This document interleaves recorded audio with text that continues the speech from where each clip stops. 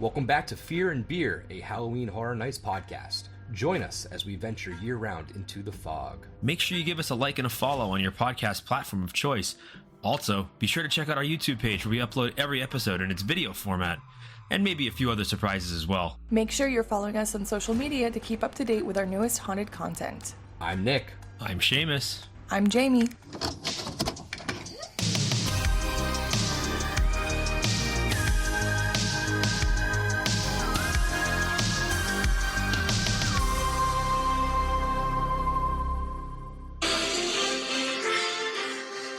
If you know that song, you know it's time.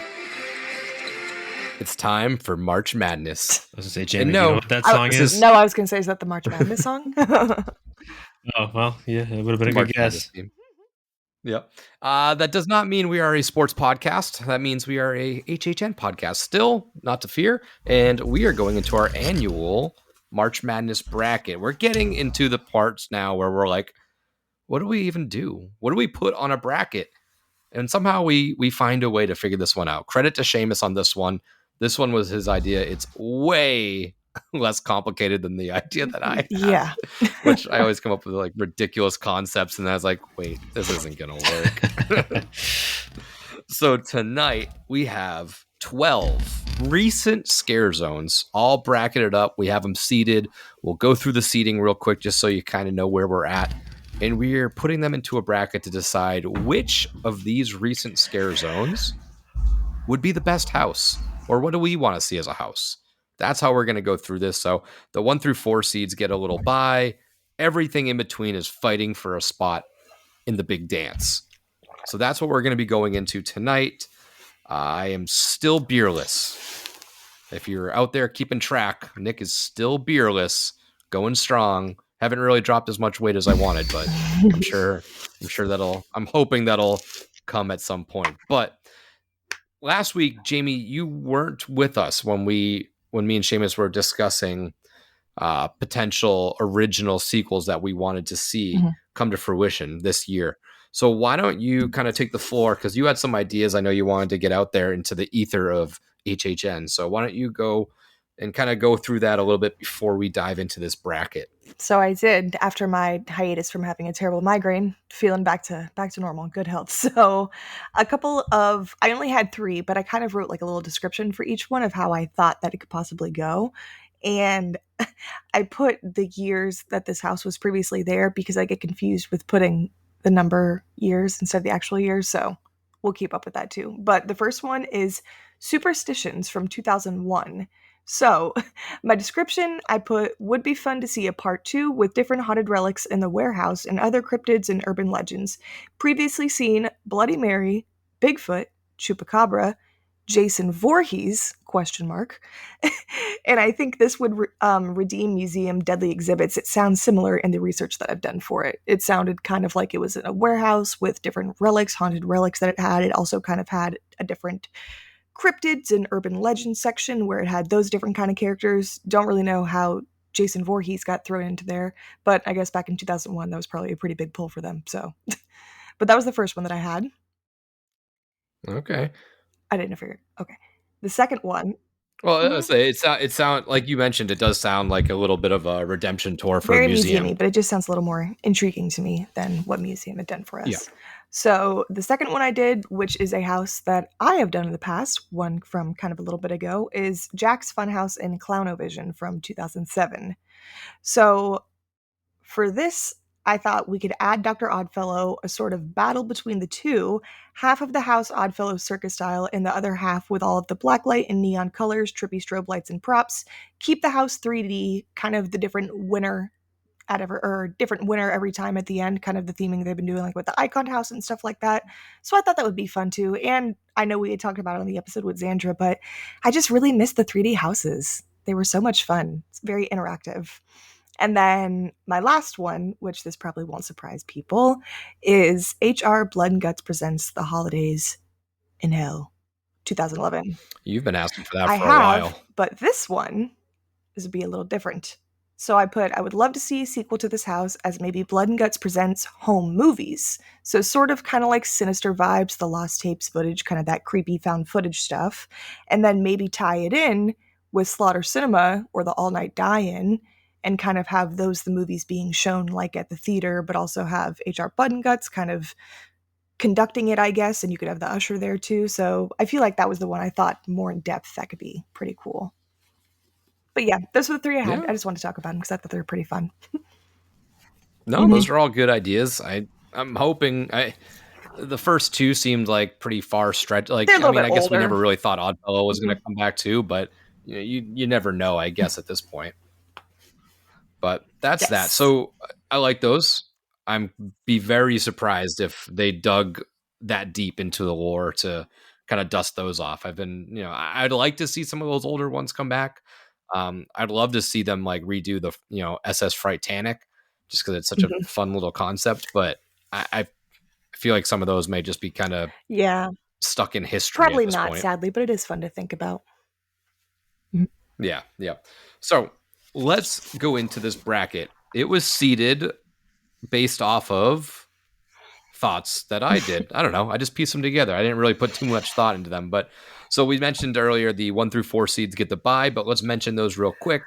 The number 1 seed is Vikings Undead. The number 2 seed, Graveyard Deadly Unrest. The 3 seed is Vanity Ball. And the 4 seed is Torture Fair. So we won't be discussing those until the next round. Okay. Yep. So whoever advances will go against those juggernauts, which I kind of took best of the best. So these are all pretty heavy hitters. I don't think there's really an easy one out at this point. So I'm interested to see where these discussions go. And most of these have not, I say most of these have never been houses.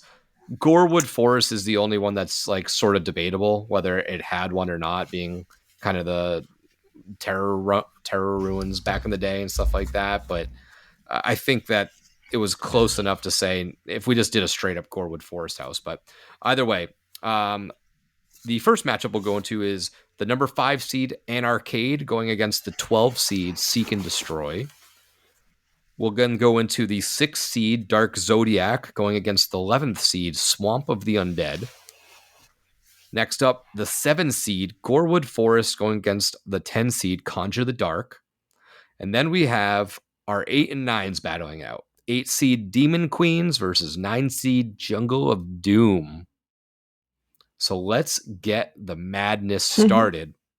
So first one, we just mentioned it, Anarch-Cade and Seek and Destroy. Now, I guess a little refresher right there. Anarch-Cade, obviously coming from HHN 29. This description: an 80s inspired arcade has taken over Avenue of the Stars. At first glance, you may think it's a party. However, you quickly learn that game over means a permanent end for you. A gang of neon slashers are out to play, and this one game you won't want to lose. Going against Seek and Destroy over in New York from HHN 30. This is where a ruthless alien cyber regime led by the Controller has taken over New York, turning humans into fuel. Succumb or be destroyed. Different enough from each other, but I do feel like they're in that same sci-fi world, I guess. I feel like Seek and Destroy, I remember it more fondly than I appreciated it at the time. I think with that being sort of our COVID year, it did sort of limit what they could do. They did a good job about having everybody in like the whole face masks and stuff like that. They had like shields on or helmets. So they costumed it appropriately to not make it stand out as much. Versus Anarch-Cade, which, I mean, definitely, I think the last good Plaza of the Stars entrance zones. Again, the storyline for there was pretty basic, though. It was you had the arcade games kind of on the left and the right. You had the neon chainsaws, which kind of the only way I'd enjoy the chainsaw when you do it a little bit, you add a little pizzazz to it. You had the stilt walkers in like that, like leathery rave style outfits with the neon hair, the neon glasses. It was just a real trippy 80s, 90s vibe, mostly 80s, but I usually attribute arcades to the 90s and stuff like that for my own my own experience, but I don't know. I remember that one so fondly. So I guess we'll go around real quick and just kind of give your thoughts on these, and then we can decide like where the house version of this would go and stuff like that. Yeah, visually, Anarch-Cade is one of the more memorable ones, even if it was somewhat barren when it comes to like scare zone props or scare zone set pieces, which you're used to kind of like at this point scare zones including not just like scare actors but like a number of either showpiece or some sort of like show element to it, and that one didn't really have it other than all of the various technicolor neon characters, and I think they were um flashy enough to really kind of stick in your brain, kind of seared in there, and you remember it pretty fondly. So with like all the lasers and the fog that they had, it worked. The effect worked really well. I'm actually kind of surprised it's ranked as low as it is. Like I don't know if I had much say in the rankings. I probably would have seeded this as a buy, but hey, got to make this interesting. Seek and Destroy. Don't remember it nearly as fondly. I know that we didn't like it very much, at the event. I don't know if maybe the COVID had something to do with it, being so restricted, unfortunately. But at the same time, I just didn't think there was enough creativity with it. I think it was too generic, very, very, alien invasion, humanoid, characters that are abducting us as guests. It didn't really speak to me in the way I think that I would have wanted it to. I wish they had done more with the controller. I think that he didn't really have much of a role.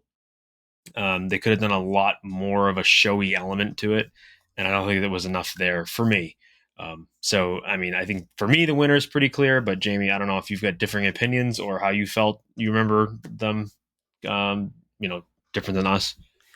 I'll probably start off with Seek and Destroy since that's the one you just finished off. But I feel like you guys kind of said it too. It was tough with that one being like post-COVID and stuff like that because I feel like it was a really good idea for a scare zone. I just feel like maybe if that year was more in full and not as toned down as it was just with the restrictions and stuff like that, I feel like they could have had a little bit more time to like emphasize on maybe like the prop design and stuff, and like how you said too, Seamus, I feel like especially the area that I had it in, that's usually one of my favorite areas for scare zones to kind of like wander around and hang around in. And I feel like we didn't spend much time collectively in there at all to maybe just not appreciate it.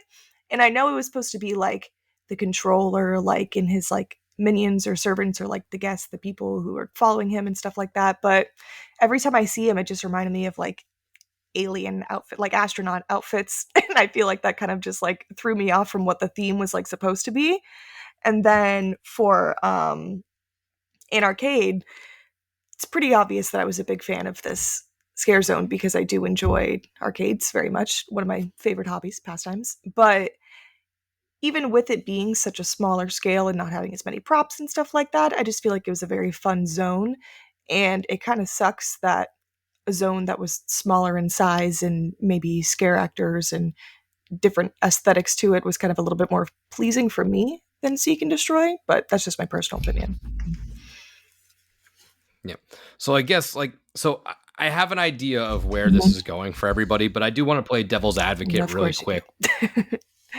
I got to. So, I mean, I think I'm starting to be like, I wish I could go back to Seek and Destroy just a little bit just to kind of reassess it and see where it stands. But I think if you're taking these two as a whole, I think Seek and Destroy does present an easier house story translation with the controller, this sort of like dystopian society. You got the big cement blocks, the banners, the controller sees all. I view this as a pretty fun, like almost dictatorship like based house. It's very propaganda based. I think that would be a pretty fun way to go through this, and having the controller room being like almost like Zordon from Power Rangers, just this big floating head.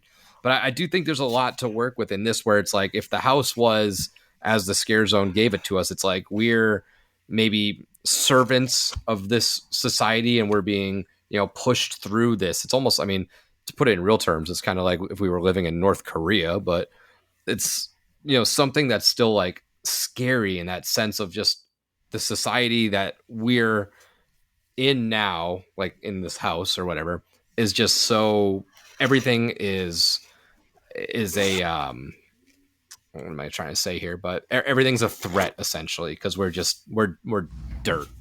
Whereas Anarch-Cade, where does this house translate? We've talked in the past about like ideas that we would like, kind of make it Tron based. Are you like going into the video games? Are you not? And that's the one debate I think we'll have to kind of have where it's like, is it our idea of what we think would be a better house, or are we just taking strictly that scare zone and being like, okay, so then if we are, then it's just a arcade with neon monsters or whatever, like, so does that make sense to everybody? Does.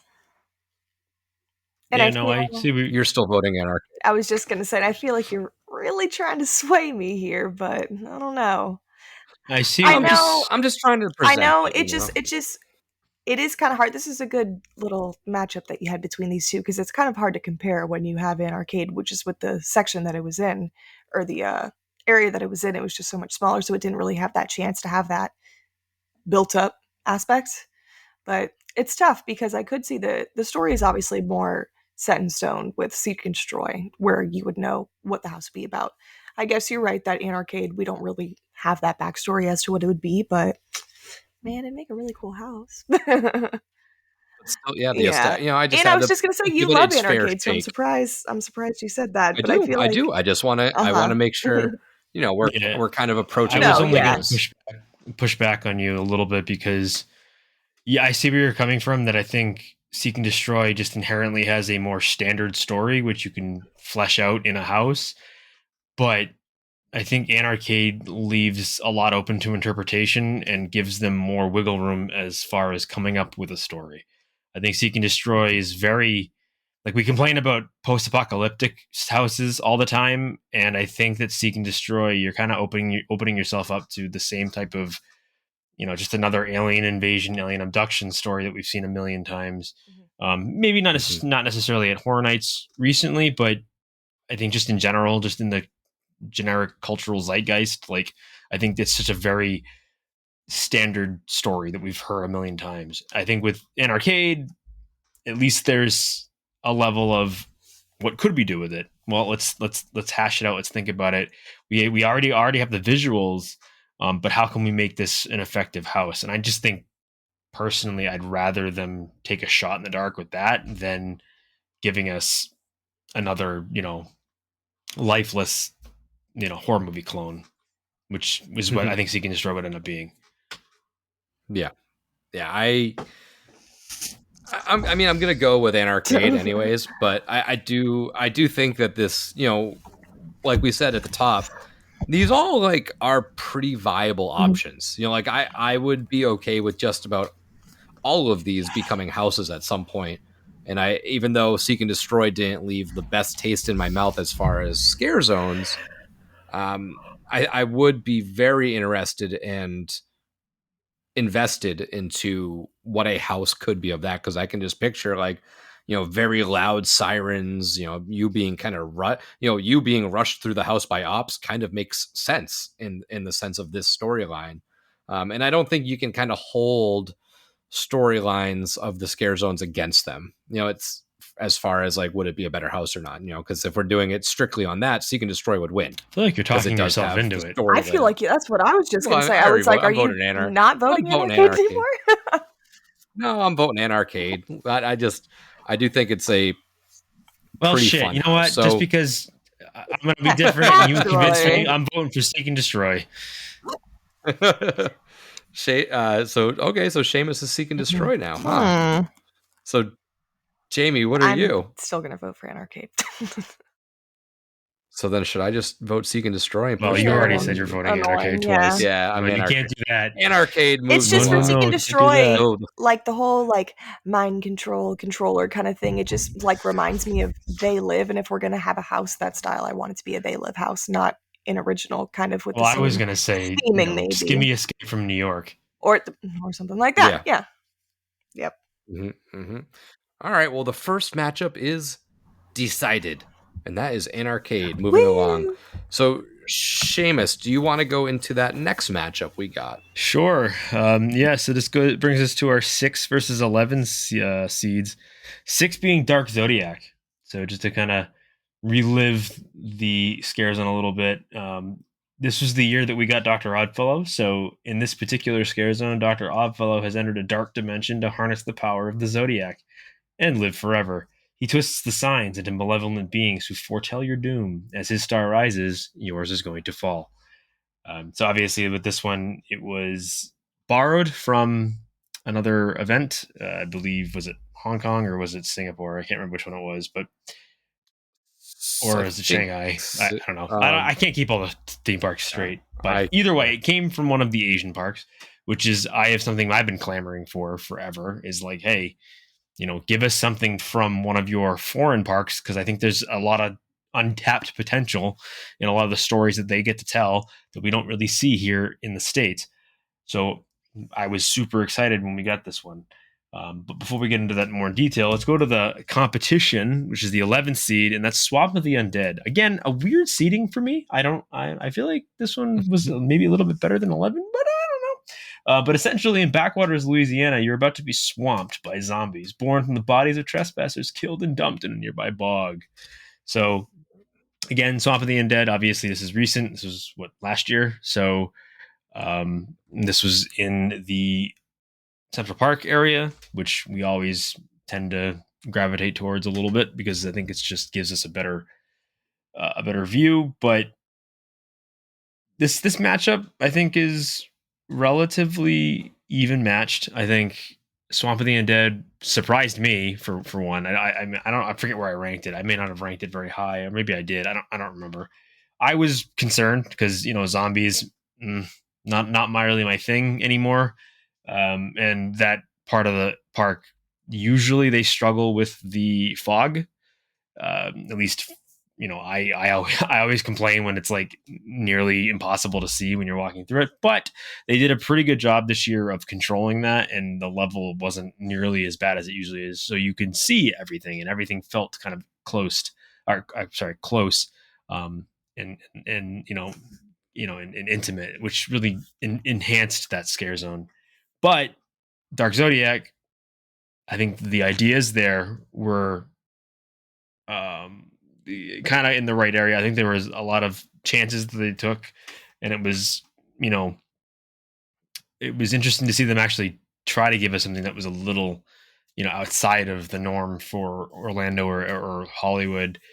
Obviously, the struggle with that scare zone famously was that it was too dark. It was way too dark to see anything of any real substance, unless you were there like right at park open, and it was still kind of light out, and you can kind of take in a lot of those set pieces or those show pieces. But once it got dark, that scare zone just kind of muddied out, and it was really hard to see what was going on. And that was too bad, because I think I really needed to spend some time in there and appreciate the costume work that went into that scare zone. Much like last year, where what was it? The ball of the what do they call it? I'm sorry, I forget the name of it, but that same area where you had the different Central Park? In Central Park? No. I'm talking about Zodiac. Like the little Hollywood area. What was the scare zone last year? I forget. Oh, Demon Queens. Thank you. I'm old. Give me a break.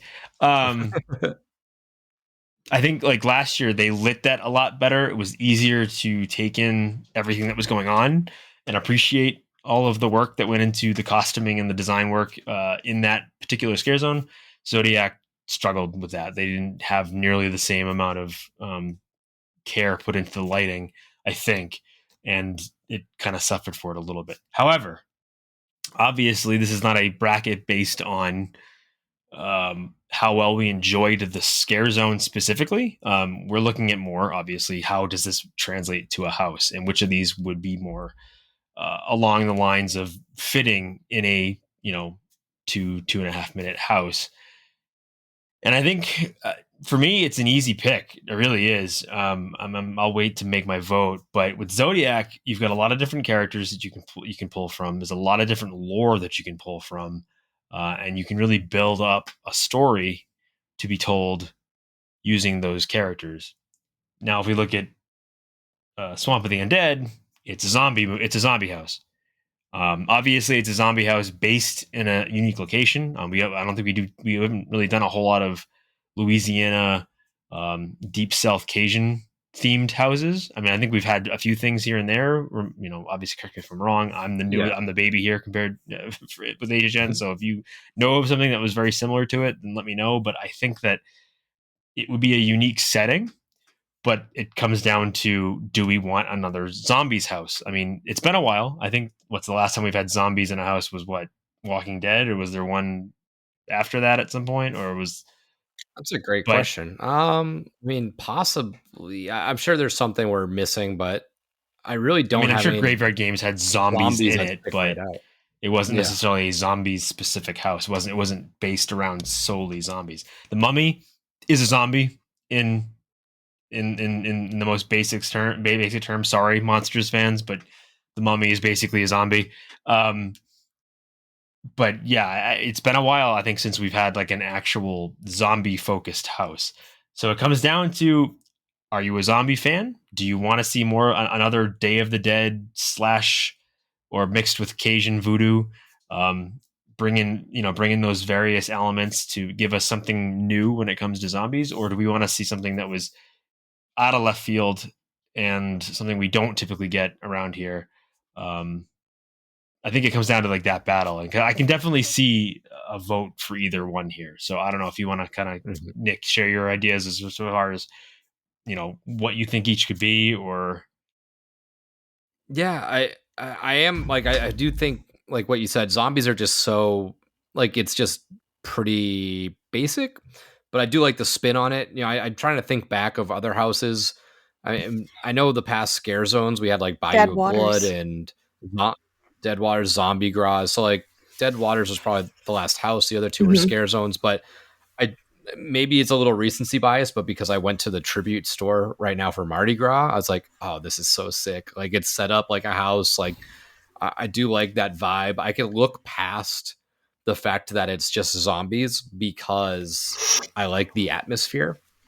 And I think that's huge for me in a house, is the actual atmosphere. Obviously, story is a big one too, but my biggest thing is like picking a really unique atmosphere and immersing me into it and making me feel like I'm transporting into, the Deep South versus just being in a haunted house. However, on the flip side, Dark Zodiac, like we had been talking about that for, not talking about it as a house, but we've talked about it since it was its own. And like, damn, this would be, that design on those costumes were really cool.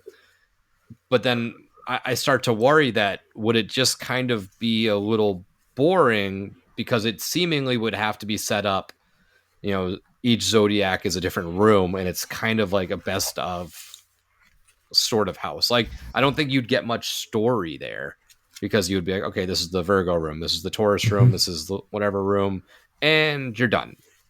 Because how many rooms are going to be in a house versus how many Zodiac signs there are? I think you would be left with pretty much just one per room, and I'm not sure what the story is. And this is a cool matchup because they're as contrasting as those two are. I do think that they're pretty basic for storyline wise, if you had to translate it. So I'm torn down the middle still a little bit. So Jamie, what do you think on these two then? So for Swamp of the Undead, I feel like it's hard for me because I know we've been talking about the zombies and stuff, and I'm not a big zombie fan, but I also feel like you had mentioned before we had Zombie Gras and Dead Waters and Bayou the Blood, and I was looking it up. They're both at 24 and reading the description a little bit real quick on my phone. But I feel like they're all very similar, and I feel like Swamp the Undead would be something that we have seen in the past, which doesn't mean it wouldn't be successful, because obviously it is, since we had Scare Zone and in the previous years, other ones kind of similar in that style to it, I guess. And I feel like that was kind of the theming for Mardi Gras this year. Hello, Seamus's cat. And which you'd mentioned the tribute store, Nick. I did really enjoy the tribute store. It was very, very cool. And as much as being from the South and like loving that like Bayou-esque style, I guess, it just doesn't really do anything for me. As for Dark Zodiac, like you guys were both saying, I don't want to kind of just go off too much of the same stuff you guys were saying, but the costuming design and everything would be very cool. The different zodiacs, there would be a lot to work with, but I guess there wouldn't be too much of a story, like you said, Nick, unless we got a little bit more of that backstory to what it was. But I feel like it would be a very dark, like sinister kind of like dream like house. And I really like that the vibe that I could see that they could go for with it. Yeah, it would definitely be like that fever dreamy, and I trippy like vibe. that. And I feel like we haven't seen something like that really. Yeah, it's been.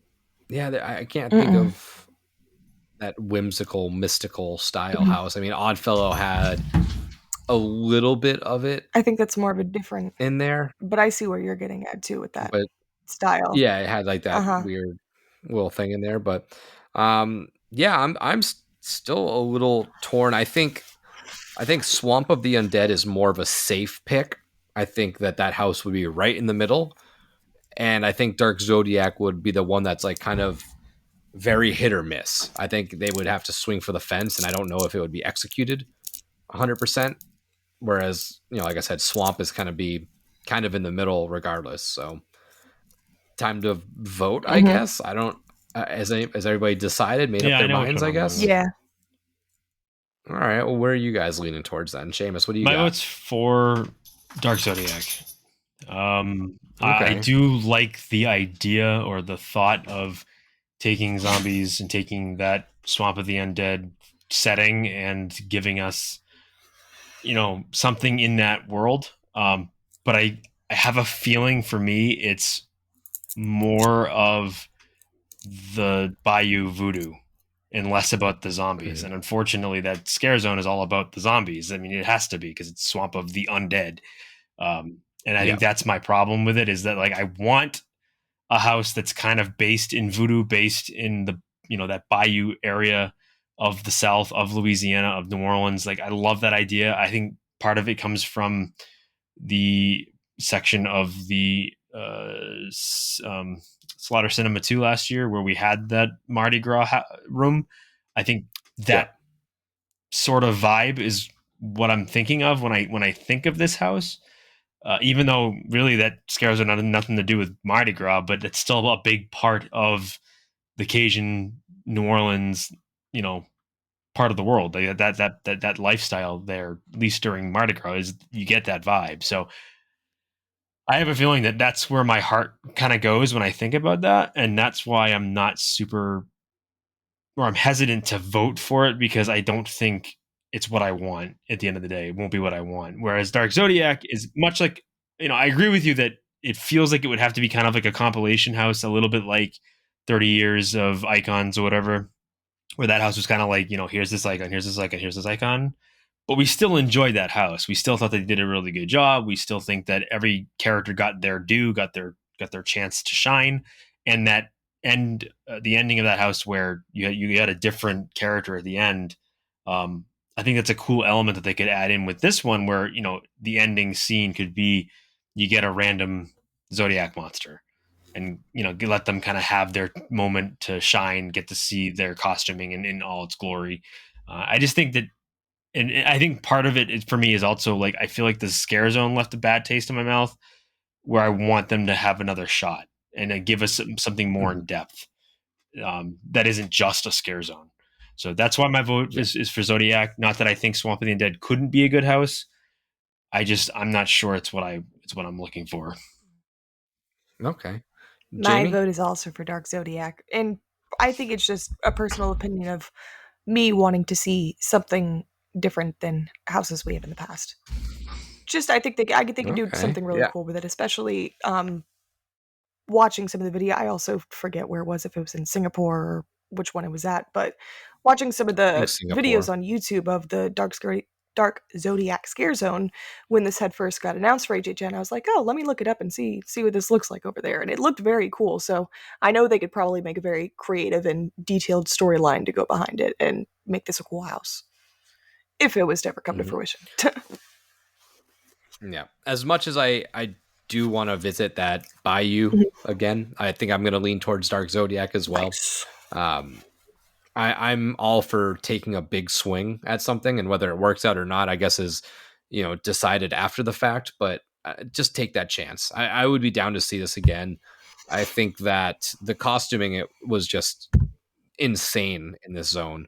And for them to just kind of one off it, I hope we do revisit it at some point, but I hope they don't view it too tied to Oddfellow and like, no, we can only do it if Oddfellow's, like I think it can be a standalone thing without Oddfellow's influence on it, and it would be just as successful. Yeah, I agree. So Dark Zodiac moving along in the bracket. So Jamie, want to go over the matchup we're going to be debating? So before I get into this, I hear you guys saying it, and I'm not sure if it's just me. Is it seed or seat? Seed. Okay. See, learning something new about the whole March Madness every day. So the two I have are our number 7 seed, which will be Gorewood Forest, and our number 11, which will be, or number 10, I'm sorry, which will be Conjure the Dark. So I will give a little insight on both of these as well, since it's been a little bit. So for Gorewood Forest, 16 years after the gory sacrifices of Terra Crentis, the Heartless Terra Queen is back. Evil is in her nature. Plans to remake the world in her terrifying image will take root in Central Park, transforming it into the grisly Gorewood Forest. Guests will find nowhere to hide from her menacing minions as they harvest fresh blood to feed her ever-growing power. And then, for Conjure the Dark, our little description. On the first All Hallows Eve, an evil sorceress called forth monstrosities from dark dimensions. Now your blood will fuel them. Enter the twisted stone ruins and called forth monstrosities from dark dimensions. This Halloween, blood will feed her army of the night. So Gorewood Forest and Conjure the Dark for these two. I guess I'll just go into them since I went over them to begin with. Personally, is it bad to say that I don't really remember Gorewood Forest that well? Well, it was that was also the Wasn't the COVID year? Was that 30? Or was it just not memorable for me? I was trying to think. I think that might have been 30. Yeah, okay. I was just gonna say either way. I was gonna look it up, but anyways, so I can't really go over too much with that. I'll go over Conjure the Dark. Personally, I feel like this was a fan favorite scare zone for most people. In that little Fisherman's Wharf area, San Francisco area, I really do like this location. For me, I thought the scare zone was fun, but it didn't really do too much for me. Reading the description online for like the All Hallows Eve and like stuff like that, and being that kind of setting, I didn't really get that feel. It was more of like wizardry and kind of like dark enchanted forest kind of like creatures and minions, which was still very cool. And the stage show was very cool, and I'm glad they utilized that as well, because it kind of gave you something to do going through that scare zone, when in the more recent years we have seen that it hasn't really had too much going on. As for Gorewood Forest, here, I do want to look this up real quick, but I'm pretty sure it was, did you have a little insight on Gorewood Forest, Nick? Do you remember that one? Yeah, I mean, it was in Central Park. It was, I believe it was 30. That was like, oh, they had I'm these seeing it now. Now I'm recalling. Sorry to interrupt you. It's kind of hard to describe it, but it's almost like these like big blue tree trunky fixtures that are kind of emerging, and they did the blood sacrifice up at the front, sort of where, like, another thing we'll talk about, Jungle of Doom, but they had that sort of little mini stage show, like with the Terror Queen up front before you'd enter the zone. This now. But going through it, it really was just kind of a handful of little boo holes. They had like the little rock fixtures, so it looked like people were kind of coming out of the little caves and stuff like that. They had all those. It was just like little like horned creatures, and kind of like that rat creature in the moss that I'm looking at, and the guy kind of with like the stilt hands, like pinchers and stuff like that. It kind of reminds me of the setup of the Viking Undead Scare Zone, honestly, just a little bit that style more so. Bit. But personally, I feel like I kind of have that connection, not connection to Terra Queen, but I did go the year that she was one of the icons, so I feel like it was very cool that they brought something like this back and kind of brought her back so long after. Um, I think either of these could make a successful house. It just, I guess Terra Queen would already have that bigger backstory that maybe you could do a little bit more with her and incorporate her minions and some from the past years, the different, the gentlemen, I think, were part of her, or that was for the body collectors, I'm sorry, but just the different icons and stuff that were associated with her and whatnot. As for Conjure the Dark, I feel like this one would go a little bit more to interpretation.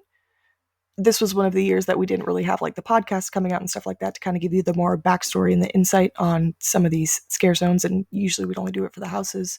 So it's kind of tough to say because I feel like these are kind of both very even with each other. But what do you guys think?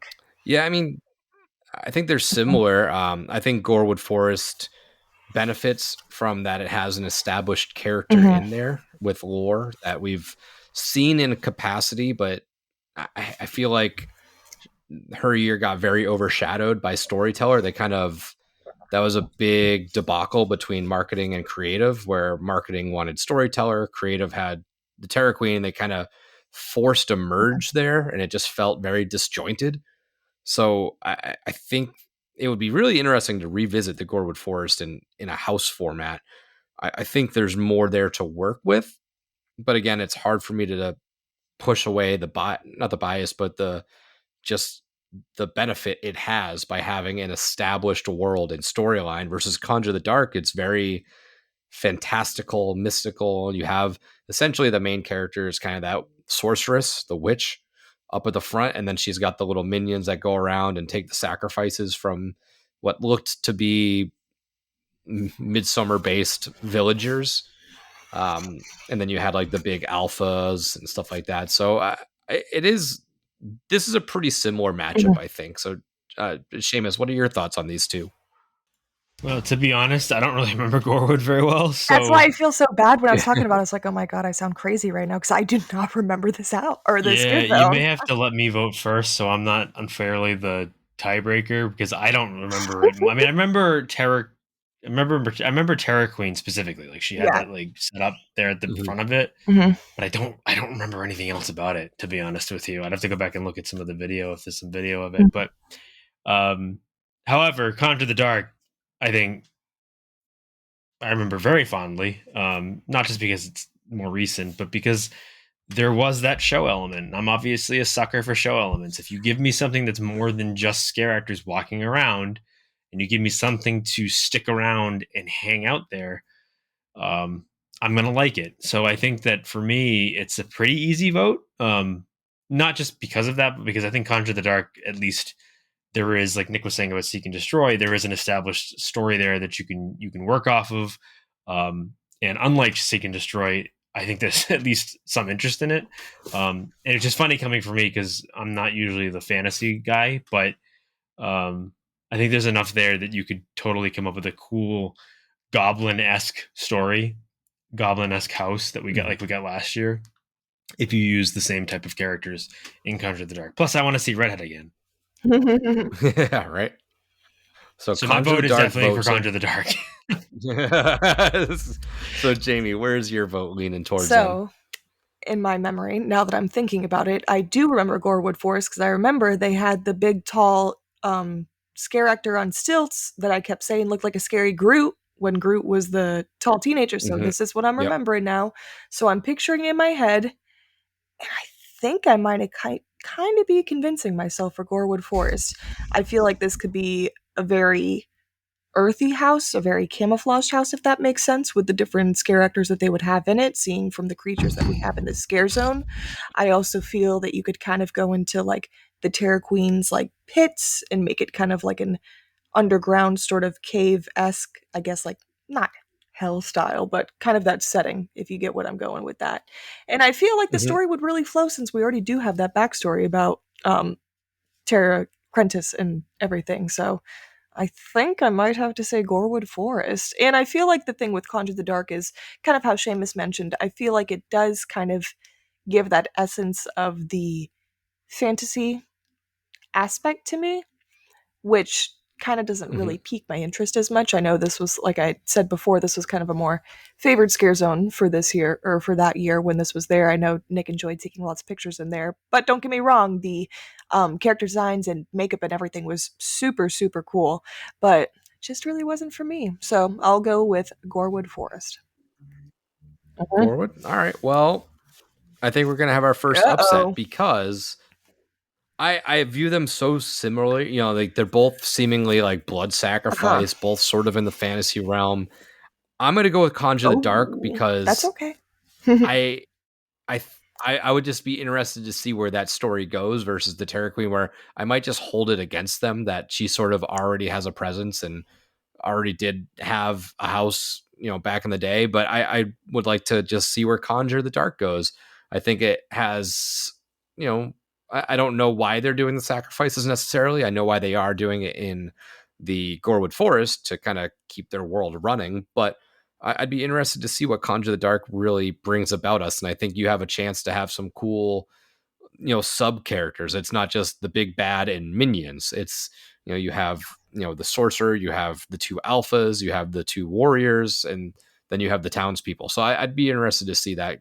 And I think with the show element, it really helped me kind of um, fall in love with that zone a little bit because I love spending time over there and taking pictures. And I just wish, and this is a tangent for another time, but that was exactly how you should do a San Francisco zone.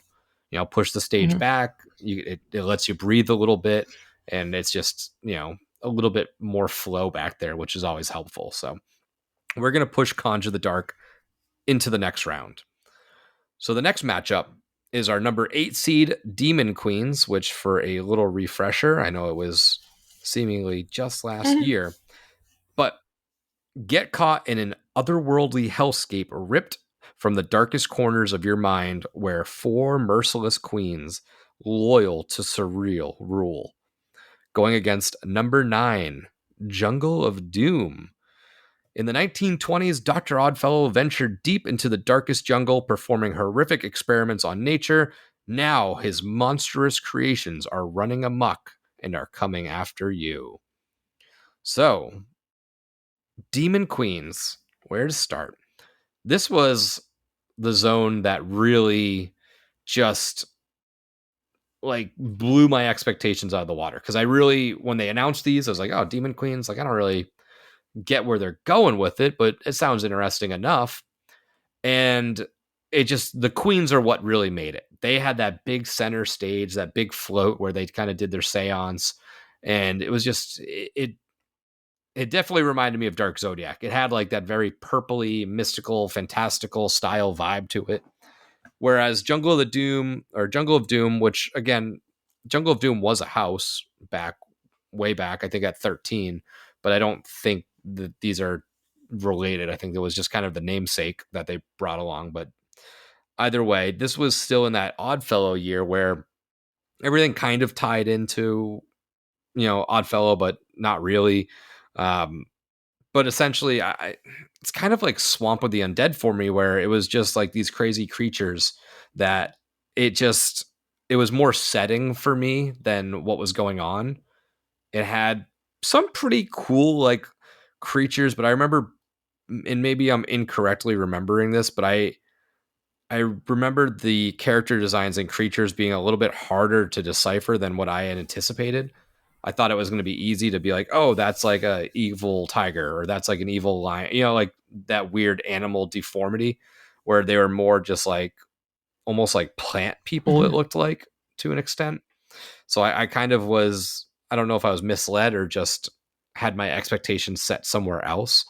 Um, but that's how I sort of remember Jungle of Doom. Now, when we're talking house settings, Jungle of the Doom, or I keep saying Jungle of the Doom, it's Jungle of Doom. Um, I think it has a leg up when it comes to how this house would be set up. I mean, set up in a jungle is a pretty scary thing. I could see them using a lot of those large face push puppets in there with like these different animal morphs on it and stuff like that. And I think it would be easier in a house format to really dial in those animal morphs that we didn't necessarily get to see, because you could make puppets of some of those to kind of replicate it. Obviously, you're not going to have somebody on all fours being a morphed lion, but like you could make a puppet out of it, and that would be sufficient enough. Whereas demon queens, kind of similar, like I said, to that Dark Zodiac vibe, where it's like, is each demon queen have her own room? Is this a surreal based house? I'd be curious how the story of demon queens gets presented in a house format. But Jamie, what do you think then? So it's funny that you say that, because I was just thinking, I was like, there's so many different aspects to demon queens that I kind of feel like it would be difficult to maybe portray in a house.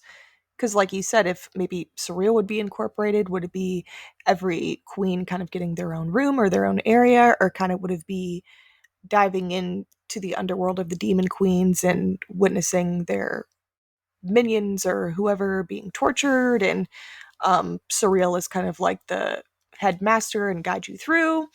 But as for Jungle of Doom, I really like what you were saying with the different puppets, because I did like the scare zone in itself, and I really like the little stage show at the beginning. The guy kind of I guess, um, he kind of looked like a safari tour guide, I guess, but I guess that's how you would describe He had him. a little Yeah, hat but I on and really did everything. like the little stage show at the beginning, and I feel like it had a good storyline to follow, even just with being a scare zone.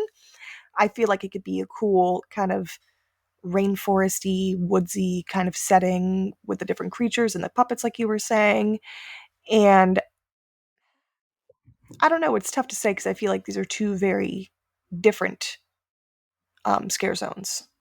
So there's They definitely are so very. much you could think about going into both of them, that both kind of have their pros to it.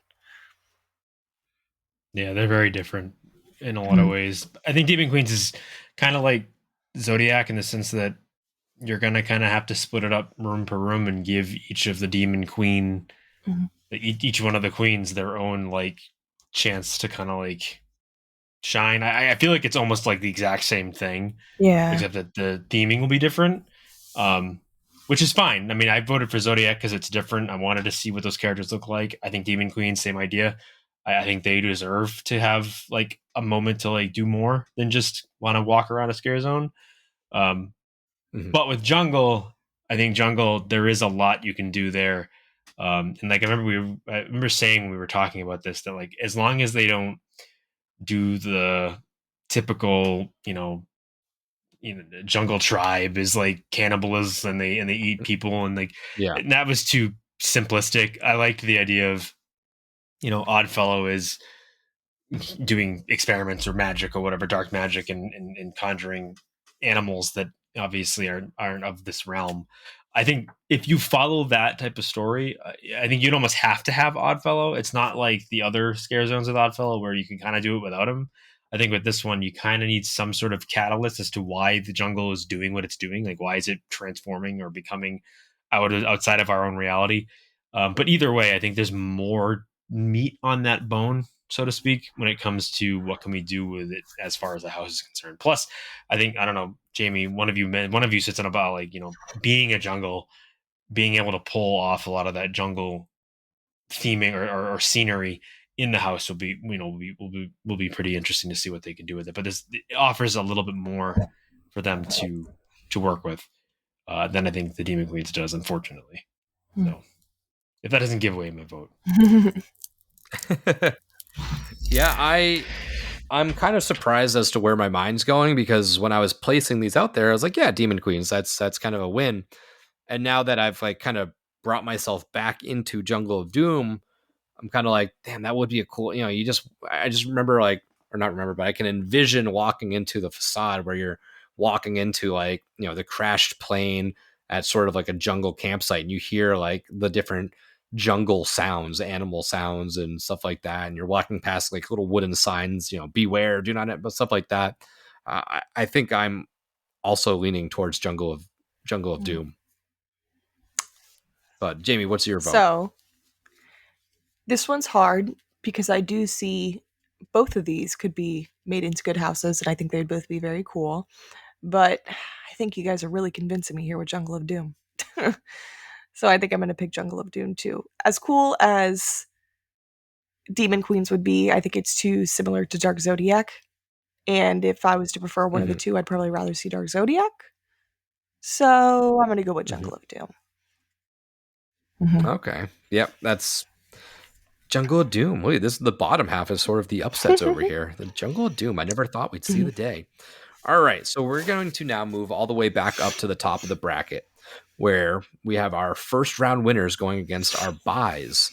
So I'll kind of dive into this one a little bit because I do have this one pulled up, and that is going to be the number 1 seed Vikings Undead. Which, if you are not familiar, let's just do a quick little description on these 4 that got bypassed, just so we have a refresher there. We are all familiar with the brutal Viking warriors. It's terrifying enough thinking about facing them alive.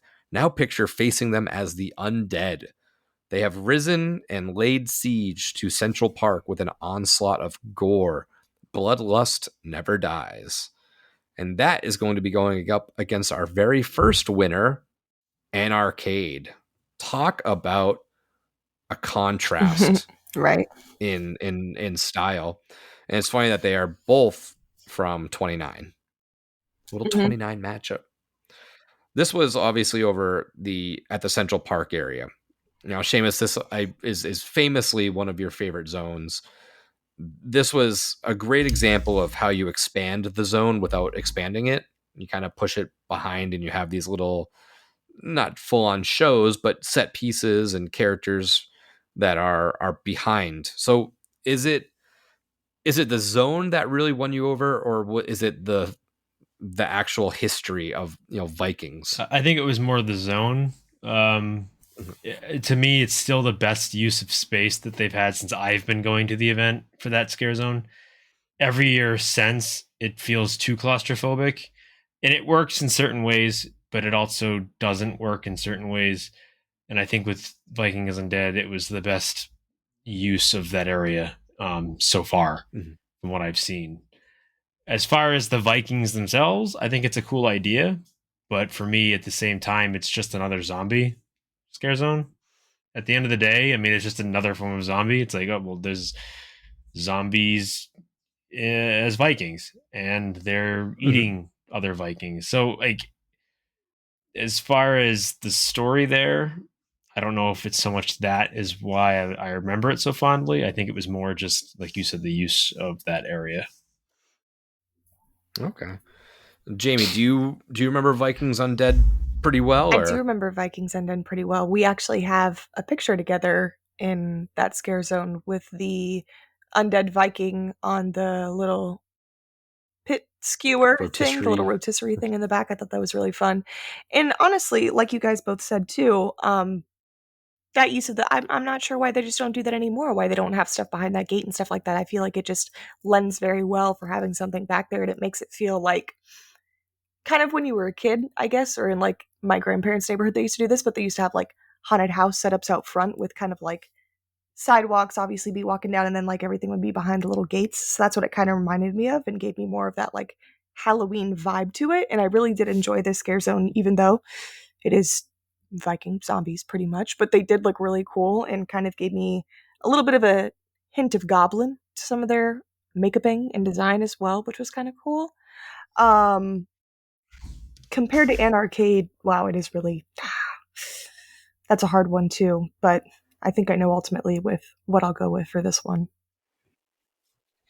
All right. Well, it's interesting because we talked about Anarch-Cade, so we don't have to get too much into it, but the Vikings Undead, I feel like we got a little bit, like a little taste of it last year in Museum in that one sort of Nordic room. Yeah. And I do think that that's, again, another like overlooked, realm in Horror Nights. I think we could have really cool Nordic, Thor, Viking style houses and have it just be brutal, but also set design beautiful. I kind of, if they did Vikings Undead in the same realm of like Dead Man's or Blood Moon, like that very scenic, like just walking in on a giant crashed ship or something like that. I really think that that's something that we haven't seen yet in this in Horror Nights. Now, on the flip side, you could say the same exact thing about Anarch-Cade. We haven't seen a video game world style house especially one gone wrong with like very strong 80s vibes. So this is a tough one for me because I think I have what I want to see, but I also think I have what would probably be a better house. So I don't know where I land yet. Is anybody's minds made Mhm. up? Okay, so then Jamie, where are you going? As much as I love Anarch-Cade, I don't think we have enough substance to it that picturing as me to Okay. see it as a house compared to what I could see for Vikings Undead being a house. Like you said, Nick, even though I'm not the biggest fan of zombies, as we all know, I feel like this wouldn't just be a zombie house. I feel like the emphasis on the Vikings would make it so much more just because with their backstory and their lore, and like you said, the set designs.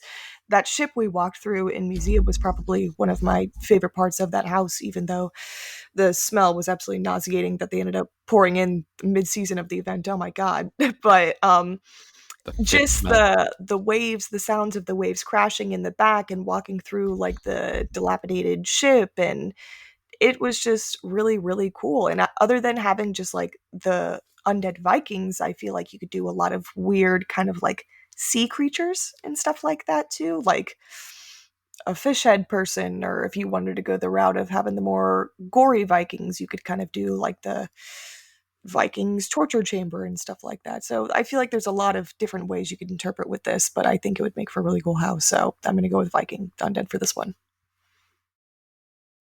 All right. Seamus, where are you heading now? Yeah. I mean, It's I'm tough. kind of with Jamie on this. I'm not a huge zombie guy. We've talked about it. I think zombies are overplayed. I think we've seen them in everything. But with that being said, I think that there's enough of a difference or enough of a twist with Viking Undead that you could do a lot of the Viking stuff. And obviously the undead part can be a part of it, but it's more about the Vikings. And when you said if it's anything like Dead Man's Pier, I just immediately think seaside Viking village or some other village that the Vikings are pillaging, and you had the wind effects and the weather effects and the rain effects and the sounds of all of the ocean. Like I think there's just so much you can do with that I'm just all the ideas are flooding into my head now that Mhm. as much as I want to see Anarch-Cade given more life, I think the problem with it being a little too open ended, which we talked about in the last round, I think it hurts it more here than it did in the first round. I think in the first round it Mhm. hurt it a little bit, but not enough to like overcome Seek and Destroy. But with this one, I think Viking isn't dead. There's just too much there, and there's too much that can be done that is right. Is right for the taking. Mhm. So I think I got to go with Undead Viking as well. Yeah, I think it does sort of kind of write itself to an extent, but I can't pass up a scenic, brutal house like Vikings as well. So my vote is also Mhm. Vikings Undead. So a clean sweep over Anarch-Cade, the darling of the event that we've always been I clamoring know. for, gets shut out in the second round. Hmm. Maybe someday. So maybe someday, maybe someday. So Jamie, do you want to talk about the next one a little bit? If you want to pull up some info on Graveyard Deadly Unrest, because that is our 2 seed, Yes. and it is going to be going against the 6 seed Dark Zodiac. Zark, Dodiac, and Graveyard Deadly Unrest, huh? This was also another favorite of one of Nick's scare zones. You did enjoy this one. All right. So, this one I do have more fond memories of since it was in more of the recent years. Let me just pull up this little description right here. And it's only showing me pictures. So, basically, Graveyard Deadly Unrest, I could kind of do this one off the top of my head. You had your Nettlewood Cemetery set up. You were basically walking through Nettlewood Cemetery, and it was the deceased ghosts of the past lurking through the shadows and through the crypts and through the tombs and through all the offerings and different things that they had in the sides of the scare zone.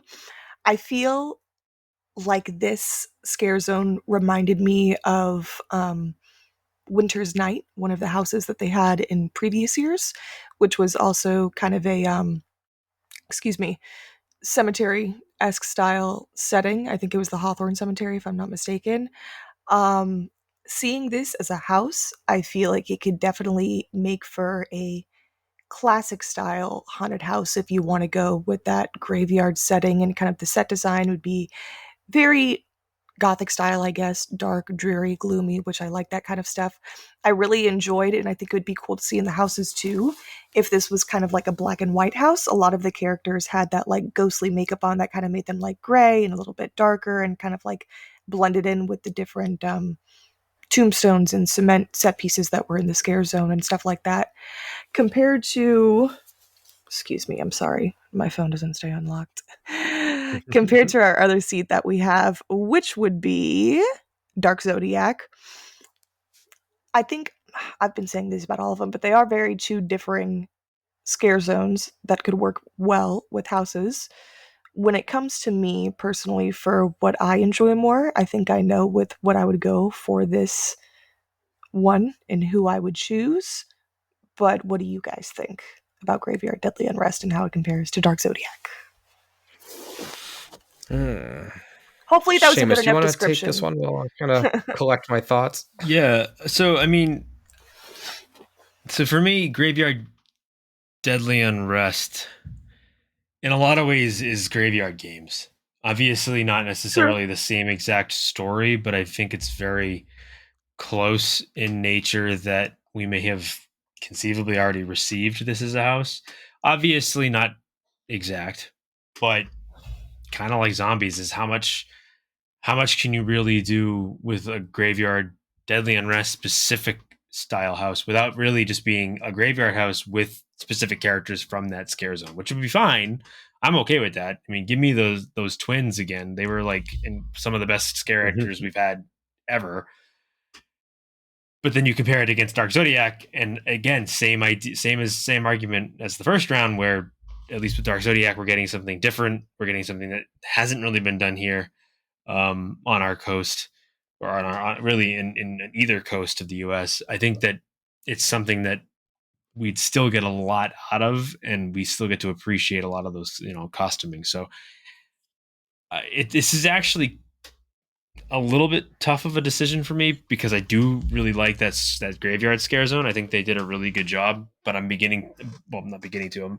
I'm wondering if part of why I like it so much is the scare actors themselves, less the theme. Yeah. It is like you mentioned, very graveyard games. We talked about this last week where it's like that's a very, and not in a bad term, it's a very generic setting. So like it can fit for just about anything. Whereas Dark Zodiac does have that just home run ability. It could be that next great thing. But Graveyard, it was just such a fun zone, but I'm kind of leaning towards letting Zodiac pass through just in hopes to see something that's a little bit extra. It's a little bit outside of the norm. So that's where my mind's kind of at right now. And again, I am very like not scared, but like curious as to if Dark Zodiacs would be able to pull off a house versus Graveyard. Like we talked about this with Swamp of the Undead. It's just a very easy setting. This is it's sort of a play it safe house because it could be a top house for a lot of people, but I doubt it would be lower than anywhere in the middle. Versus Zodiac, it could be a 1, it could be a 10. You don't really know until you go through it, but I think I'm going to have to place my vote for Dark Zodiac and let you both see where you stand. Seamus, Go ahead, do you know where Jamie. you stand? I think I do, but I want to I hear do. your vote. So, call me generic, but I'm going to have to go with Graveyard Deadly Unrest. Even though this was not one of my favorite scare zones, I think if this was turned into a house, it would quickly become one of my favorite houses. I do feel like this could be done very well. Sorry to interrupt you, Nick. Go ahead. I was going to say, I just I love like the that. zone. I did. It was a very fun zone. I just wish the set pieces that they had, I enjoyed. I just wish there was a little more substance to it, which we could see that in the house. But after finally pulling up the little description online and not just looking at the bazillion pictures that was in there, I read that kind of the spirits of the Nettlewood Cemetery was kind of leading you into the afterlife. And I feel like that would be a very fun route to take into a house, kind of leading you into that cemetery and leading you into what their perspective of the afterlife would be and how that could be designed throughout the house. So I think this would be really cool. And I think it could be another temperature house as well. Very cold, kind of dreary, maybe rainy, that little effect like they had in the Monsters house that one year. So yeah, I'm just really hyping this up to myself, but Graveyard is what I'm gonna have to go with this one. Yeah, It's up to that's you, why I let you Shamo. go, because I wanted to add some drama, because my vote's That's Dark okay. Zodiac. That's all right. I All right. That's I okay. enjoyed the Graveyard Scare Zone. I enjoyed what they did with it. I think that it was surprisingly one of the best ones that year. But again, I think a lot of it has to do with the scare actors, and a lot of it goes, goes towards themselves and the design work and the costuming, because I think they just did a really, really good job and knocked it out of the park. And for me, it's just this, it's too generic. There's just not enough there that I feel like they can really get something unique out of it I that we know. haven't already seen before. Where Zodiac, it's for me, it's going to be hard to beat just because of how different it really is and where they could go with it. I'm boring. I like the same stuff, so I get it. No, you're not boring. I It's just, don't want to take the risk of Zodiac. All right. So Zodiac moving along then. So Seamus, want to go into the next one? So that is the number 3 seed Vanity Ball going up against the number 10 seed. Way to push through that first round, 10 seed. Conjure the Dark. yeah, and this is actually a pretty decent matchup. I'm not gonna lie to you. So we've got Vanity Ball at 3, which, just to give us a little bit of background, this is also from 29. So this is another one of the ones from my first year at HHN. But Vanity Ball is where your flesh is a canvas in Hollywood, and then these blade wielding artists can't wait to take a scalpel to you. I really liked Vanity Ball. I remember this one very fondly. I think that it is much like Vikings Undead was for Central Park. This is probably one of the best Hollywood scare zones, at least as far as I can remember, of the years that I've gone. I think that it's a unique idea, in the sense that we haven't seen a lot of this at Horror Nights before, where you take kind of a benign subject matter like fashion design and make it horrific. I think you don't get to see that very often at things like Horror Nights. Obviously, there have been versions of this in actual Hollywood, like in the movies and that sort of thing. But I think there's a lot you could tell, a lot of story you could tell here that really hasn't had a second chance to do much more with what they could. But it was very, very memorable. And then, of course, obviously, like we spoke about with Conjure the Dark, same idea. Very heavy on the set pieces, very heavy on the show pieces. There's a lot of stuff you could tell there. It's more of a fantasy theme. So, obviously you have like the fantasy theme going up against the classic Hollywood theme. So I think there's definitely a battle here that could be wielded. And I think this one's going to be probably the most contentious vote of the night, I think, for all of us, because I really don't think we're going to sweep this.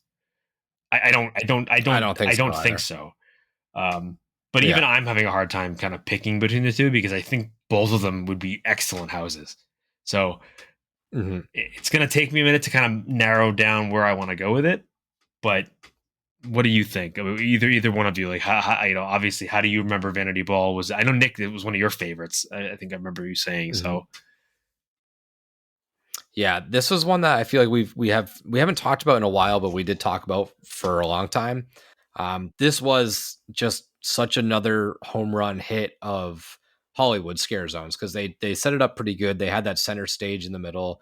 They had the show aspect, and the costume design on this was just like out of this world. It was so ridiculous. But then even the non like characters, you had like I believe like the butchered like nurses a little bit too. Like they looked like, maybe I'm just confusing this, but they had like really disfigured faces, like surgery's gone wrong essentially.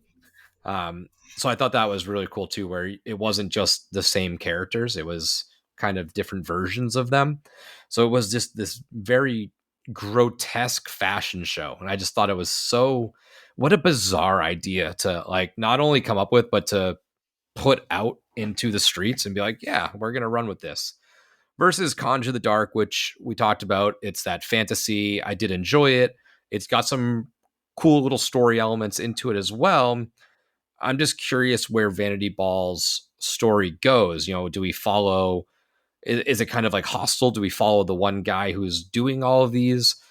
Is it an actual fashion show that like we're being brought into and tried to?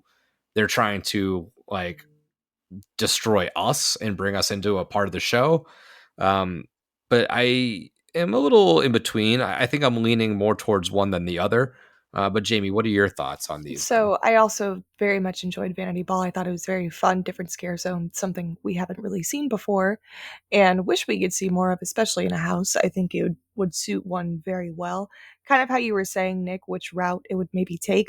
Personally, what I would think was we could start off like with the doctor or surgeon per se, kind of working on the patients and perfecting them, and then you have the runway stage show aspect, and all these patients are like getting ready. You could go through their dressing room like as they're getting ready to go on stage, da da da, stuff like that, and then kind of leading you into being a part of the show, I guess.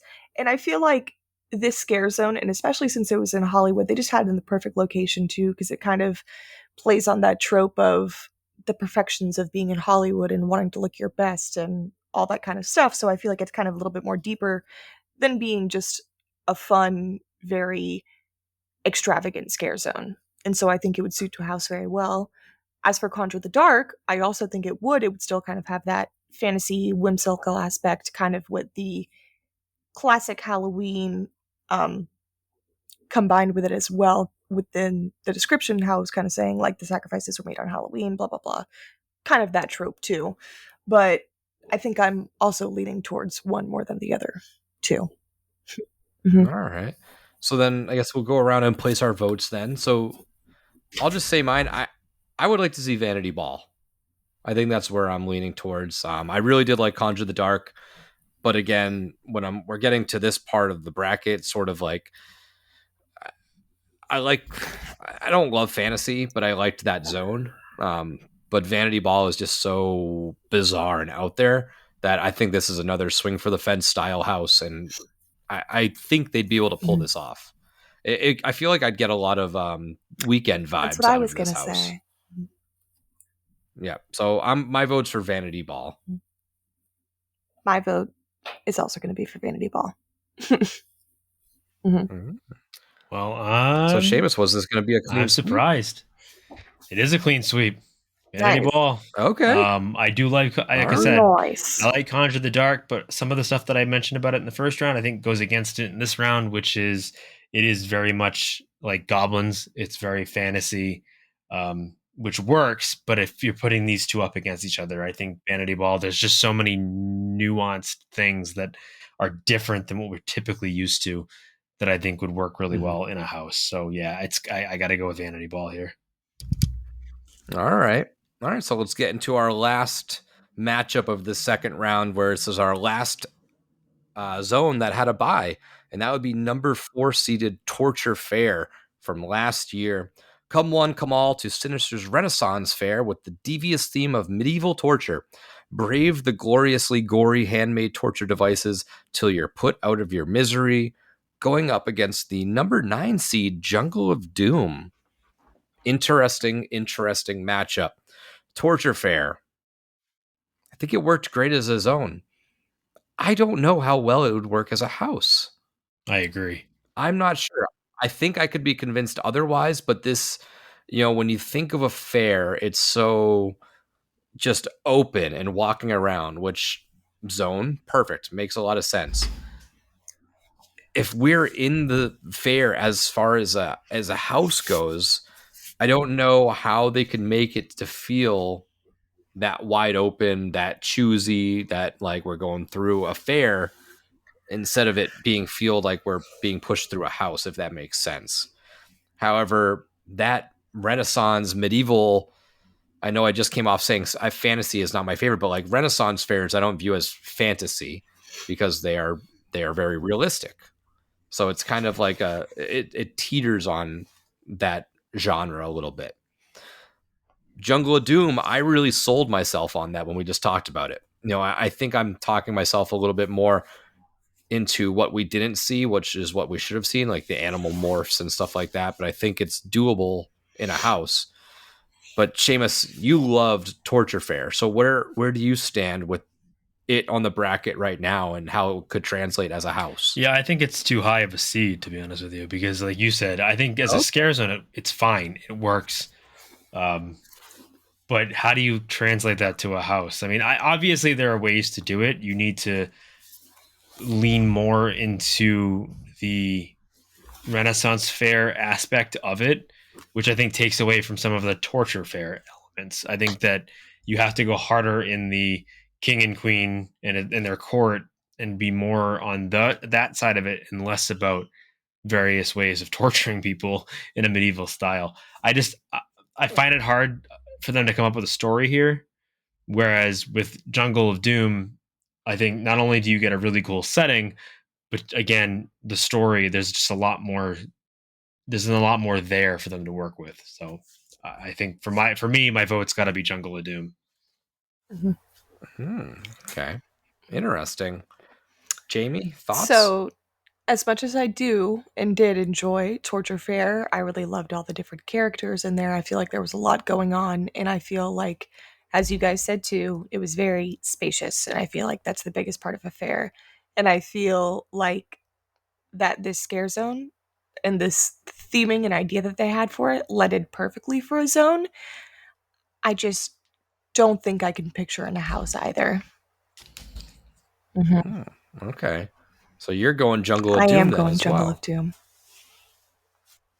I also was going to go Okay. Jungle of Doom. Like we don't have to beat it over, beat the dead horse with a stick or whatever. But Torture Fair, it's just, I don't view it as a successful house. I just can't necessarily see it because I view it, like unless they put like dirt down on the ground everywhere, I would feel less in a Torture Fair or a Renaissance fair than I would in a house. It would take me out of it. I don't think it would be as successful as a house. I think the show or the scare zone and the show aspect of it is really where it had its advantages. And it's just tough for me to see that. agree. So Jungle of Doom, the 9 seed, making it into the final 4. So with just 3 matchups left, we have these little semifinals and the finals. So let's go all the way back up to that bracket. We have the number 1 seed Vikings Undead going against the number 6 seed Dark Zodiac. Now this is the time where we've sort of already talked about all of these properties, some twice, some once now. So we don't have to really dive into what these were and what they could be. Now it's more of a straight up matchup. Would you want that crazy, gory, scenic Vikings Undead versus that mystical, mysterious, fever dreamish Dark Zodiac? So I guess we can sort of do a round table. We'll kind of one at a time go, give your thoughts and then your vote. We don't have to really explain them, but maybe explain where your head's at and which one you're leaning. So Jamie, where are you kind of at mindset wise, and then hit us with your vote at the end. So mindset wise, I feel like there's a straight answer for a house. Well, a scare zone that could be turned into a house that would have more cohesion than the other. And I feel like that's kind of leaning towards my final vote as well. This one's tough. This one's pretty tough, honestly. I'm probably gonna have to go with Vikings Undead over Dark Zodiac. As much as I love that fever dream-esque style, and I feel like this could be a really cool, dark, sinister, lots of blacks and purples and very colored lights and everything that I usually love, I just feel like Vikings would have more of that storyline to it that would be a little bit easier to follow and projected better in the house. And I feel like it would be a very scary house too. So I think I'm going to have to go with Vikings. Mhm. All right. Definitely the gore and blood house, Mhm. I'd say as well. So, Seamus, where are you at on all this? Yeah, so I've been screaming the praises of Zodiac the whole night, and I still really want to see this become a house. I think that it's something we need to explore. There needs to be more emphasis put on ideas that come from other parts of the world, not just things that we grew up with, or that's part of the American zeitgeist. I think that I've said it before: Chupacabra, Yeti. Give me more things like that. Give me more things that are different and unique. And Zodiac definitely is that. It's unique, but I keep going back to the thought of the smell of the ocean, the cold of the mist on your face, and the call of the Viking's horn, and I can't get away from that thought. And I think that Mhm. although it is more of a generic idea, something we've seen a million times, I think that it lends itself as of right now more to a house than anything so far we've talked about. And I think unfortunately or fortunately, depending how you're looking at it, my vote is also going to be for Vikings Undead. All right. Yeah, I was. It's moving along already, but I was also going to give it that unanimous sweep. I do think I'm a sucker for those big scenic houses. Dead Man's really just on full display gave us that ultimate experience we wanted to. Maybe it wasn't as scary as everything else, but it was just such a beautiful house. And I think Vikings Undead, the nature of it, has the ability to give us both worlds. I think it could be a much scarier Dead Man's Pier, and that's what I think people want in houses. They want that scare factor where you had a couple in Dead Man's, but I think that was if you didn't like Dead Man's, I think that was your complaint about it, is that it was seemingly a scenic, beautiful house, and that's kind of it. And I see that side of things, but I think Vikings Undead could present a scary, scary, bloody version of that style of house, almost like Blood Moon in a sense. But I think because of the nautical theming and stuff like that, it's a little bit more themed to Dead Man. So Vikings Undead moving to that championship round. Our other matchup, number 3 seed Vanity Ball going against the number 9 seed Jungle of Doom. I guess we'll do the same little thing, but Seamus, do you want to start us Yeah, off then with your I thoughts can on do this that. matchup? Same as before. I think Jungle of Doom has grown on me throughout talking about it. So I think that Jungle of Doom is definitely something that we should see at a future event. I think that it's a great idea. I think there's a lot of things they could do with it. But I got to go with my gut. Vanity Ball is something we haven't seen much of. I think it would be a very unique house. There's a lot of avenues they could play with when it comes to the story. And visually, I just think it's a more striking element to it. I think that you're not going to get the type of visuals that you will with something like Vanity Ball. So, very simply put, I got to go with Vanity Ball over Jungle. All right. Jamie, thoughts? Seamus, you kind of described what I was going to say too, but I feel like with Vanity Ball, it's something we haven't seen before, and just thinking about it in my head now, thinking the different ways that they could go with it, kind of how I was saying before too, that you could kind of watch the procedures and then watch the runway show, and like you have everyone being essentially tortured and disfigured in the back. And then once you get to the part where you're at the stage show, everyone's smiling and happy and completely different, but deep down it's dark and sinister shit going down. And I don't know. I just think it was such a fun zone that I think it would lend really, really well to a house. And as much as I would like to see Jungle of Doom, and I am very much a fan of animals and hybrid creatures and all that kind of stuff, I think I'm going to go with Vanity Ball. All right. Again, leaving me to give the unanimous Mhm. sweep. I think it was a Cinderella run for Mhm. Jungle of Doom, but this is where it ends. Vanity Ball is just such a bizarre concept that it leaves me wanting more. It makes me want to experience this in a Mhm. house format, and I think the Scare Zone was simply just a taste Mhm. of how just bizarre this world could be. And I mean, you talk about out out there concepts, this has to be up there for Horror Nights as like just I don't want to say a reach, but like I would have loved to have seen this be pitched and then be like, sure, like try it, see what happens. Because it's not that norm, there's not the zombies, it's not a graveyard, it's not anything like that. It's a completely unique take It's on like real something. life And scary it's stuff. just something that, Mhm. yeah, it's just, a fashion show, a horror fashion show, I love it. bizarre concept. I love it. So Vanity Ball moving along. So now we're left in that championship round to Ooh. determine the winner. The number 1 seed Vikings Undead against the number 3 seed Vanity Ball.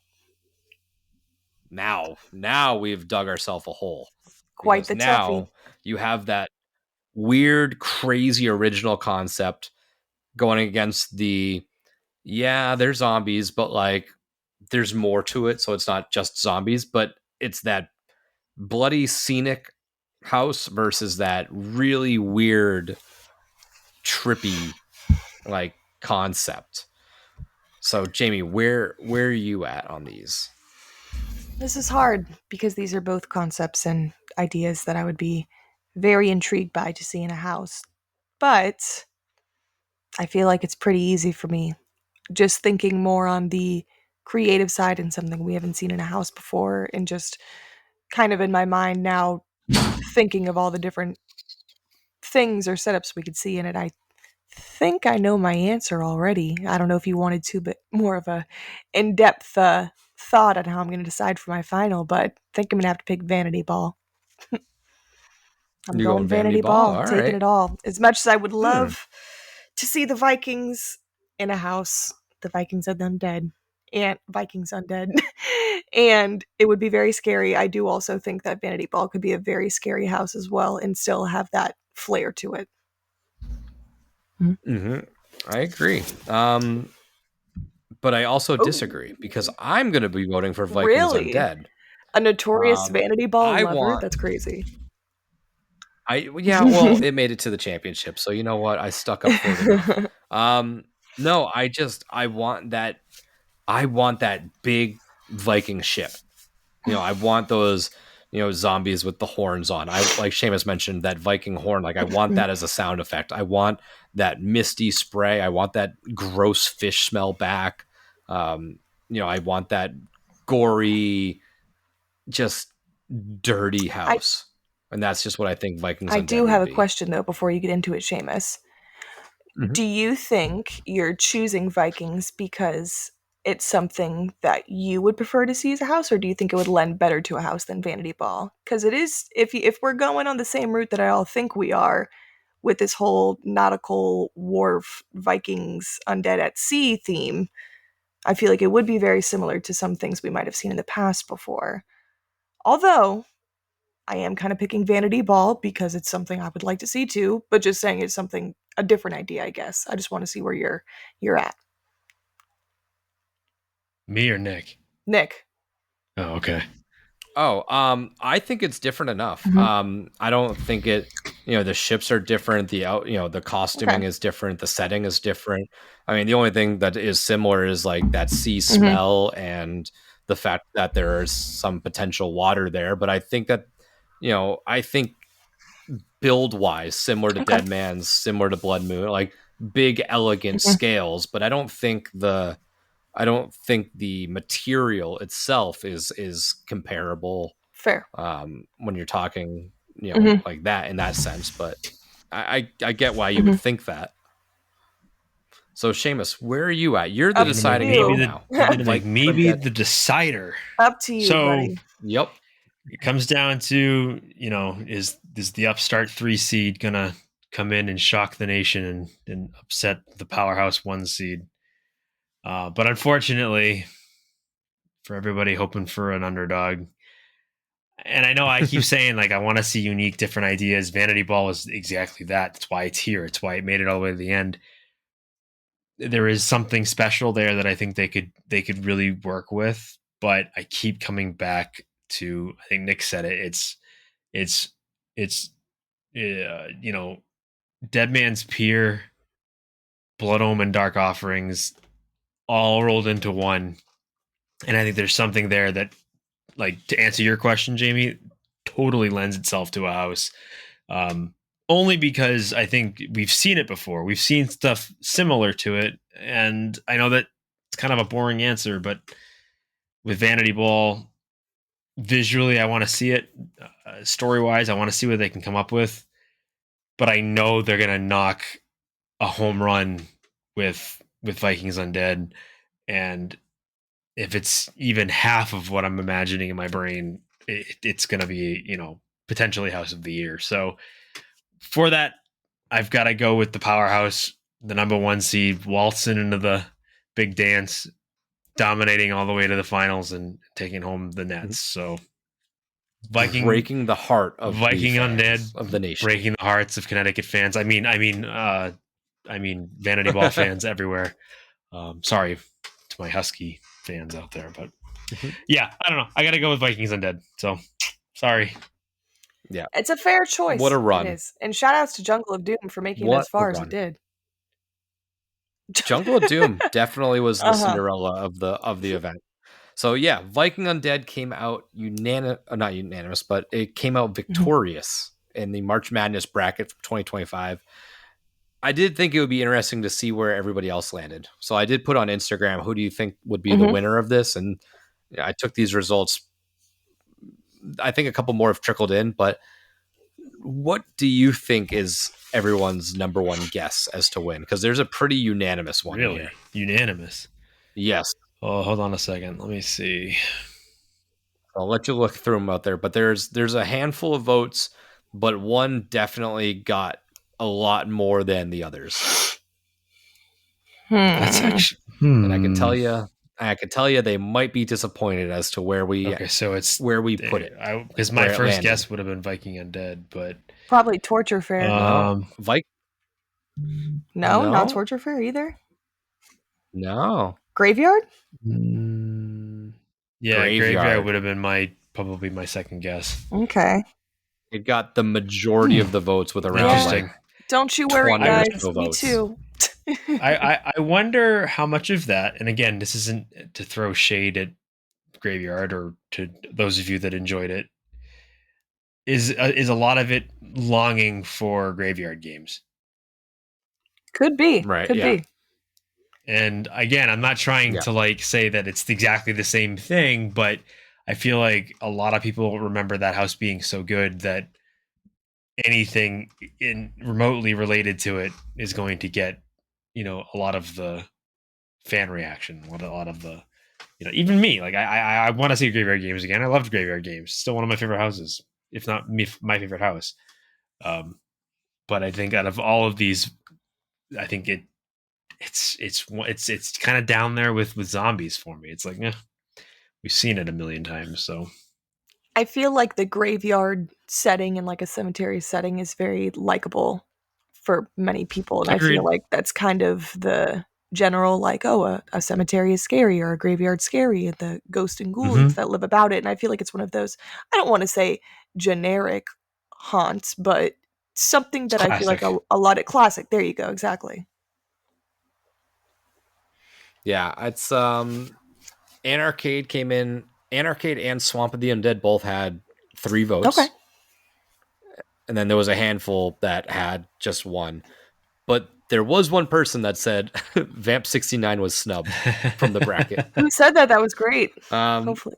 Oh, okay. I didn't know if it was someone specific. It was. I mean, hey, that's true. But yeah, I mean, it was a good zone. I think I tried to pick ones that leaned a little bit more towards house ability. Yeah. I don't know if well, that's we've an actual also word, had but how many Vamp scare zones now? 3, and we haven't had a house. So it's true. It lends well for a scare zone. I can't lie. As much as I love the Vamps. Yeah, it's kind of like getting in the Baseball Hall of Fame. Like once you've been on so many ballots and you haven't been elected, you're not getting in. So I feel like at this point, if they're going to do a Vamp house, they would have already done it. Yeah. Yeah. Alrighty. Well, another fun, successful March Madness. Thank you for everyone attending. We do have our Shudder Sundays coming out this Sunday, and what do we have this week? We are doing is Enter the Void this week, or is that for next week? Good movie. That'll be next week. So Oh, I know what we're doing this week. So this week we are doing. Here, let me book it up. These were actually my picks for the week. How do I not remember what we're doing? What are we doing?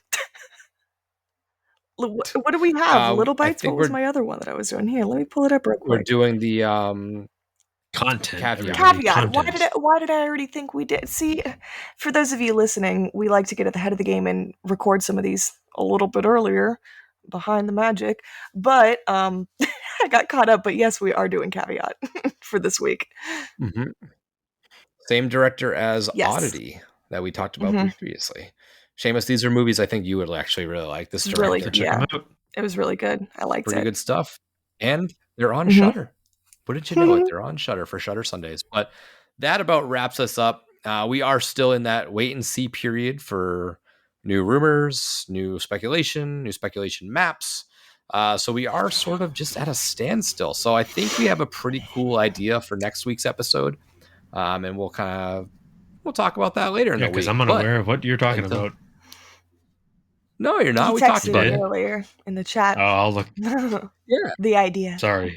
In the scenes. But yeah, so I think it's a pretty fun idea, and I'm interested to see how it pans out. But yes. Yeah. Okay. Yep. Continue.